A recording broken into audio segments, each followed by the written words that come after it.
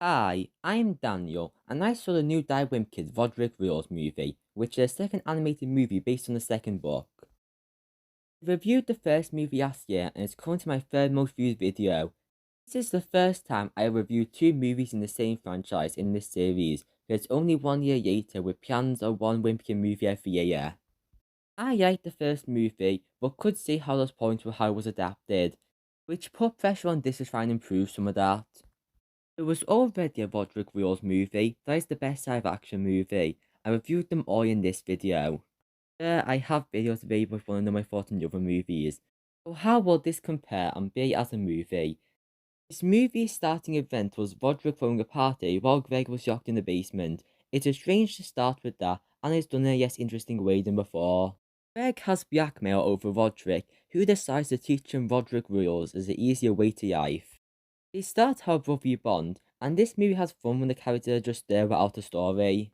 Mainly in most of the second act, this movie's comedy is an improvement on the previous film. Some great jokes are adapted from the book and some original. Rodrick feels himself a well fit for the medium animation with the cartoony style. This movie is staged well, the problem falls on the main dynamic. Greg and Rodrick only had half a scene in this movie, and they don't start off as rivals. It more seems like Rodrick just overlooks Greg. This means this little change throughout the movie. There's not enough scenes of them having fun together. Most of the scenes involve some form of driving. The only kind of wholesome moment is Rodrick and Greg watch the band play. The annoying guy reveal plot turns worse by adding a misunderstanding.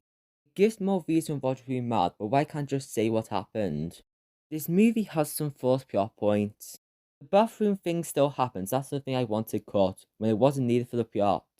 Rodrick tries to use it against him, but the story changes and makes him sound cool. This plot point wasn't needed, and Skill might well never appear because it gets your screen time. There's also no mention of Cheese Touch or anything from the previous movie. The ending has a tie-in show, but the whole scene is yes fun. The brothers go outside and have an emotional conversation that is forced. Doubt this would usually happen, and the message feels pushed harder than it should. A lot of things happen just because they're supposed to happen. Like Susan Heffley dancing to the other dive moves on stage. The live action movie had her on the very side of the stage, so makes sense you wouldn't notice. Here she has to walk up to the stage and there was no foreshadowing uploading videos earlier. The film ends quite abruptly. It is younger but does less than the first. This is just a weaker version of the live action movie. The story is mediocre, but most other elements are handled fine. The animation is quite mixed, it honestly depends on the scene.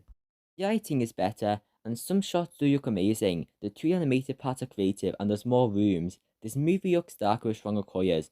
Does that make sense? The first knew to keep its use of colour dull, to make the change from black and white to colour natural. This feels overwhelming with colour, and some of the background stuff don't look good because of it. The world is designed to be quite small, which doesn't work for some scenes like the tie-in show. That room doesn't look like it'll fit that many people. The CG animation still looks strange and cheap. More emotion because the still image I'm showing makes it look better than it actually is. This animation is really good for a special, but weak for a movie, and these things can't decide which one it is. Now for the characters. Greg Heffley is slightly toned down, and there's yes moments of his thoughts. He is made more generic, but I do like the route of making him more childlike. I massively prefer the Greg Heffley from the books, but that doesn't discredit this version of the character. All the characters feel better in all versions, but they're still okay.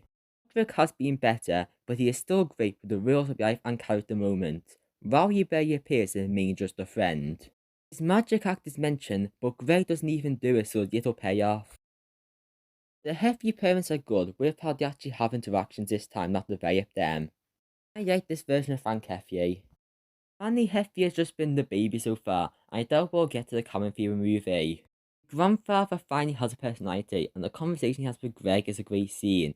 He tags along to the tie-in show, but they might be doing what The Simpsons did about how Grandpa will be occasionally a member of the family. In the Wimpy Kid movie ranking, it's better than Dog Days and The Young Crawl, but that's not really saying much. In conclusion, I give that Wimpy Kid Rodrick Rules 6 out of 10 under the Penn's recommendation. It is short, so Wimpy Kid fans should give it a watch, and like I said before, I don't mind these two movies being an introduction for the franchise for a new audience. As much as I often dislike that defense, I think it can work for this. The gap this movie is going to create with fans and non-fans is strange. Fans say that Greg is too likable, and non-fans say he's too unlikable. Most of both groups didn't like the first, and probably won't like this. I do want these movies to be better. And what if it stuck to a yearly special of just highlights from each book instead of trying stories that copies from the live action movies but not the important parts? This movie is just average, and put the week in between Strange World and Netflix Pinocchio. To see my review on the next one when it releases, consider pressing subscribe. They also have a lot of other Wimpy Kid videos. The end.